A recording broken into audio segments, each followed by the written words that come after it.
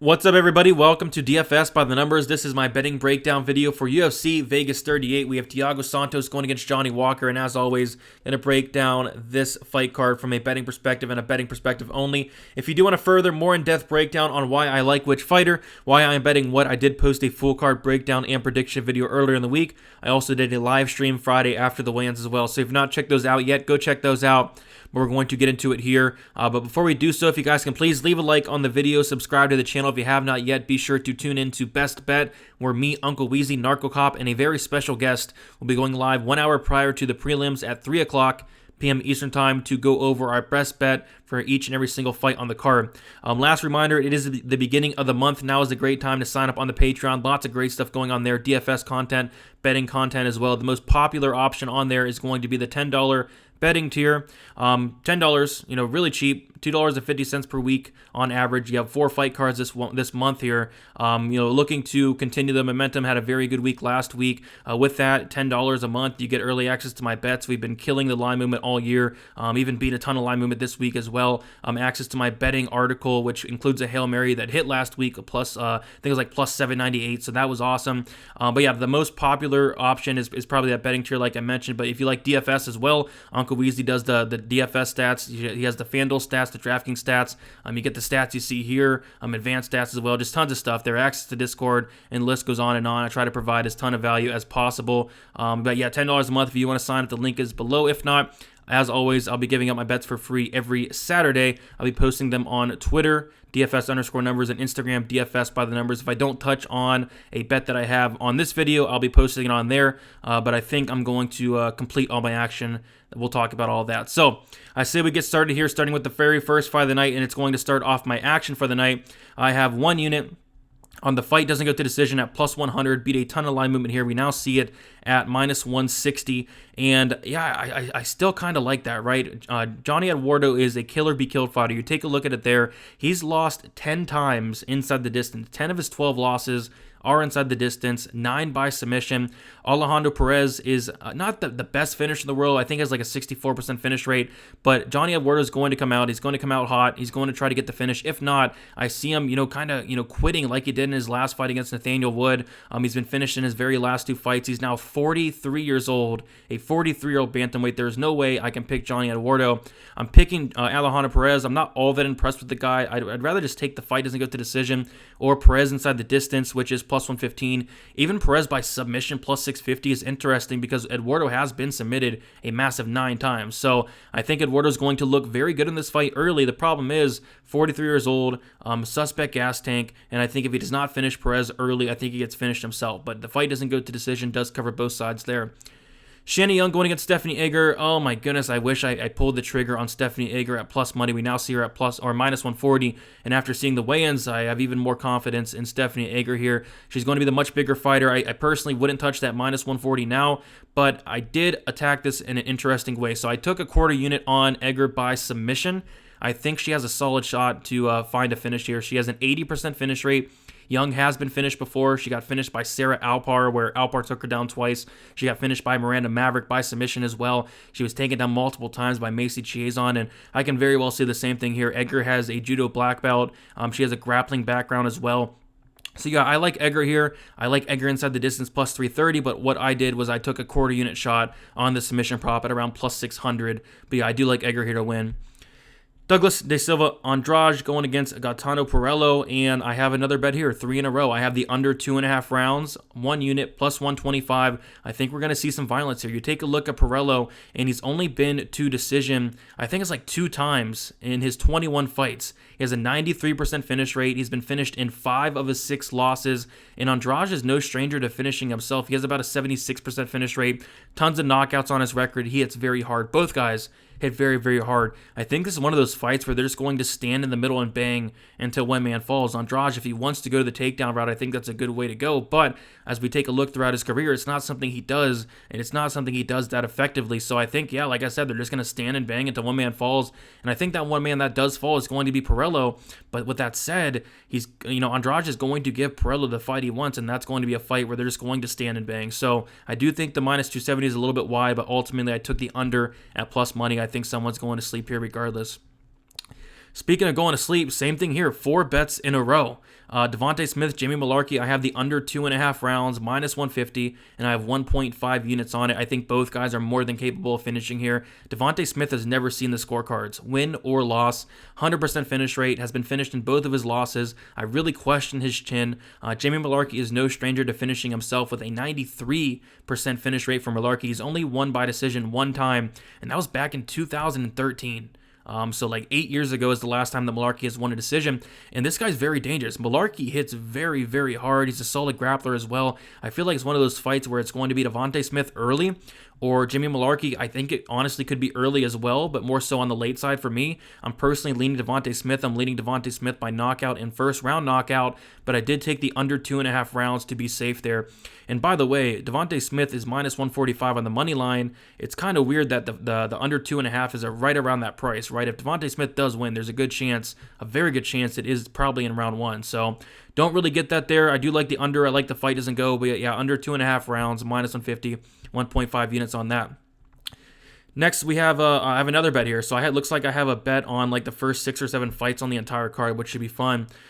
So we have Karol Rosa going against Betch Correia. This will be the first leg to my parlay. If you guys know me, you guys know I don't typically love doing parlays unless I really have to, and I feel like I kind of have to here. I really like Karol Rosa in this spot. She is now minus 650. I saw her minus 700. I personally did parlay her earlier in the week. I got her at minus 355, so that line has moved a ton, and for a very good reason. I just don't really see where Betch Correia poses any problems here. I think Rosa is going to clearly out-volume her. I think the volume is the big key here, and you take a look at Betch Correia, the last time she's out-volumed an opponent was back in 2014, which was like 8 or 9 fights ago for her. So retirement fight, she missed weight. I don't feel like she's coming in here prepared. It certainly did not look like it. I feel like she's kind of showing up for a check, and I feel like she's kind of showing up for her retirement fight here. So I like Rosa, the younger, more hungry fighter. I'd like her to get it done. To be honest, maybe inside the distance. I know Betch Correia is very tough, but man, Rosa's going to put it on her, put up a ton of volume. And again, I just don't know how bad Betch Correia wants it. This is, again, her retirement fight. So Rosa, plus 350, I don't hate that, to be honest, by KO. Plus 285 inside the distance, I don't hate that. You're taking like a minus 700 favorite and turning into a plus 1 or plus 285. That's not terrible. But ultimately, I do have her in the first leg of that parlay. Casey O'Neill going against Antonina Shevchenko. Originally, I thought I'd be playing O'Neill pretty heavy here, but after getting to the tape, there's no way I can do that. She's very, very hittable. Has like a 37% striking defense. And if Antonina can stuff the takedowns, or if she can, get taken down, work her way back up, O'Neill is going to be in some serious trouble any period of time this is on the feet. The problem is Shevchenko has no takedown defense. Shevchenko has no ground game. So I do agree with O'Neill being the favorite. I disagree with her being this big of a favorite. But the prop I kind of took was Antonina Shevchenko by KO. I have a quarter unit on it at plus 800. My thinking of that is if this is on the feet for any period of time, Antonina Shevchenko is going to have multiple opportunities to find a knockout. And she's typically not like a murderous power puncher, but Casey O'Neill has been finished twice as an amateur, and she's very, very hittable. Like I said, like a 38% striking defense is terrible. And just watching her against Laura Procopio looked phenomenal against her in the first round, and kind of just, kind of laid down in the second round, kind of quit in the second round. But yeah, this is going to be the toughest test of Casey O'Neill's career by a significant margin. I mean, Shannon Dobson, she's since then been retired. Procopio, although I don't agree with it, Procopio's been cut from the UFC. But yeah, this is going to be a serious test for her. I think she passes it, but it's hard to pass up that plus 800 shot on a Shevchenko KO, because I do think the time to fade Casey O'Neill will be coming up shortly. It might not be here, but it will be coming up within the next couple fights. As soon as somebody can stuff a takedown against her, I think she's in trouble. Hernandez Breedham, not much to say here. We have Hernandez minus 650. I think inside the distance could be decent. Minus 125. I didn't take it personally, but I was eyeing it quite a bit. Plus 150 by KO. I'd kind of stay away from the KO or sub because I could see either. I just think Hernandez is on a completely different level. I think Breedham is not UFC caliber. I'd like to see him on the Contender Series again or something before getting him in the UFC here. Hernandez has fought the much better competition. It's not even close. I think he gets it done here inside the distance. So if I had to pick something in this fight, it'd be the minus 125 inside the distance. Joe Solecki, Jared Gordon. Tough fight to call. I mean, personally, I did want to bet Jared Gordon, but I did want to bet him like more at the plus 140 range earlier in the week. Ended up passing. Ended up waiting, and he's now plus 105. It looks like the line might even flip, to be honest. I just want nothing to do with this fight. It's a very close fight. I feel like it can go either way. I think it's going to come down to who's going to be able to get a takedown, who's going to be able to get on top. And for real, like this should be a 50-50 fight. I'm extremely high on Joe Solecki, but Jared Gordon, you take a look at his losses, all 4 coming by knockout. He's never lost by submission. He's never lost by being out-grappled. He's lost by knockout. Is Joe Solecki going to knock him out? I really don't think so. I think Joe Solecki has maybe 1 knockout in his career. But yeah, Joe Solecki is a beast. He's going to be the younger fighter. Jared Gordon's coming up a weight class. Jared Gordon is going to be the smaller fighter. It's a tough fight to call. I'm gonna lean Gordon as far as a pick, but just can't bet it. I was looking at Gordon by decision earlier in the week. It was like plus 240. It's now plus 175, so no interest there. I know a lot of people are on Solecki. I get it. He's a beast, but it's a tough fight. It's a tough fight, but I will pick Gordon as far as the pick goes, but I'm not going to put my money on it unless like the line shifts in favor of Solecki by a significant margin, but right now I'm going to pass. Krzysztof Jotko, Misha Cirkunov. I do have a bet on Misha Cirkunov. I took him straight plus 135, 1 unit. I think the fight doesn't go is very interesting, minus 195, because Cirkunov has never seen the scorecards in the UFC. And you take a look at it. Cirkunov's been finished in 6 of his losses, 4 by knockout, but he's getting knocked out by guys like Johnny Walker, guys like that, guys like Ryan Spann. He's getting knocked out by guys that hit very, very hard, whereas Jotko, he has 1 knockout in the UFC, which is like 8 years. In the last 8 years, he has 1 knockout. So that's kind of scary in terms of the fight doesn't go, because I think if this does end inside the distance, I think the more likely scenario is going to be a Cirkunov, right? So I like Cirkunov here. I took the plus money shot. Coming down a weight class, he looked phenomenal on the scales. He's the much bigger fighter. I think he's the stronger fighter, the more dangerous fighter as well. If he does get this fight down to the mat, I think he finishes. Cirkunov inside the distance, plus 200. I think is fine as well. Cirkunov by submission, plus 300. I think is also fine. But yeah, the fight doesn't go as intriguing to me, but just the lack of finishing of Jotko really does scare me away. Nico Price, Alex Oliveira. I took a 1-unit shot on Nico Price winning inside the distance, plus 135. I took that earlier in the week. I expected money to come in on that, but no, it really hasn't, which is weird because Nico Price is a finisher. That's all he does, right? Only 1 decision win in his entire career for Nico Price. Alex Oliveira has been finished 6 times in 9 losses, and he's been finished in the first round of his last 2 fights, and I think that does continue here. Between these 2 guys, you can tell who wants it and who really doesn't want it. I mean, Alex Oliveira, sometimes he shows up, sometimes he does not, but it looks like the last couple of years, the majority of the time he's not showing up. And if he does not show up against Nico Price, if he's not ready against Nico Price is going to finish him. So I like Nico Price here. I like Nico Price inside the distance. I like the fight doesn't go to decision at minus 220 as well, because I think if Oliveira can very well finish Nico Price. Nico Price has been finished 4 times. He's very, very hittable. Tough guy, very hittable though, and he can be knocked out. But yeah, I think fight doesn't go solid, under 2.5 is solid, but ultimately I did take the 1-unit shot on Nico Price inside the distance. Holland Dawkins, pass. I mean, I like Holland here, but I don't like the minus 170. Holland by knockout's interesting, plus 250, because Dawkins is extremely hittable, and I think Holland's going to be very dangerous on the feet. I can't bet Holland. I can never bet Holland, no matter what. I mean, the IQ is never there. The takedown defense is there. He's fighting a guy that's going to take him down, and although it's not a Brunson, it's not a Vittori or anywhere near it, I just don't want to lay money on Kevin Holland. I mean, especially at minus 170. If he was like closer to minus 125, like earlier in the week, minus 125, yes. Minus 135, yes. But minus 170 now, just no. I don't want to get involved, especially as a decent-sized favorite in Kevin Holland here. But I think this is a really good spot for him against Kyle Dawkins.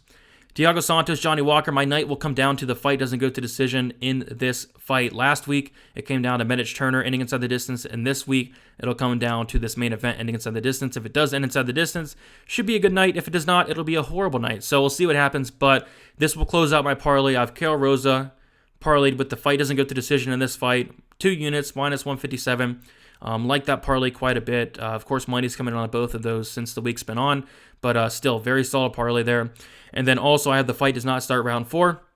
2 units, minus 174. I think some money's coming on that as well. I think it's around like minus 220, which is still, pretty solid for the fight to not start round 4, right? So as long as this fight ends within the first 3 rounds, it'll be a pretty solid night, in which I'd be shocked if it, to be honest, went over the 1.5. These guys are both finishers. These guys are both capable of being finished. 2 of the hardest hitters in the division. Johnny Walker, extremely chinny. Johnny Walker, no striking defense. Thiago Santos, not looking great in his last couple fights, but he's taken a step down in competition here, going from guys like Rakic, guys like John Jones, guys like that, to now Johnny Walker. So as far as picking a winner, I'm going to pick Santos, but ultimately I don't care who wins. I just need this fight to finish. I'll be very happy with Johnny Walker to win in round 1. I'll be very happy if Santos wins in, could be round 1, round 2, round 3. I'll be very happy with either of those outcomes, not picking a side, not betting a side. What I am betting, though, is going to be some violence. So that is about it, guys. Going to quickly go over my bets. Misha Serkinov, 1 unit, plus 135. Fight does not start round 4 in the main event, minus 174, 2 units on it. Parlay, Karol Hoza, parlay, but the fight doesn't go to decision in the main event, minus 157, 2 units on it. 1 unit shots on De Andrade, Perello, under 2.5. Which is plus 125. Perez, Eduardo, fight doesn't go to decision, plus 100.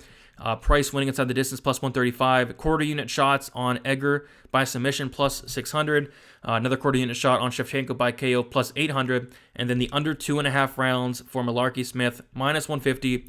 1.5 units. That's about it, guys. Thank you so much for watching. If you guys can leave a like on your way out, subscribe to the channel, be much appreciated. Check out the Twitter, DFS_numbers, Instagram, DFS by the numbers. I'll be posting my bets there. If I do add something, which good chance I don't, but if I do, they'll be posted there. So that's about it, guys. Good luck. Check out the Patreon link below in the description. Lots of great stuff going on there. Looking for another great month. Had a winning night or winning month in terms of UFC bets in June, July, August, and then September. Let's make it 5 in a row in terms of UFC bets. Let's keep it rolling, and let's start off the month right with this card, and hopefully that main does inside the distance. It'll be a solid night there. So that's about it, guys. Good luck on all your action. If you're going the other way, good luck to you. If you're going my way, even more luck to you. But no, in all seriousness, good luck, guys. We'll talk to you very soon.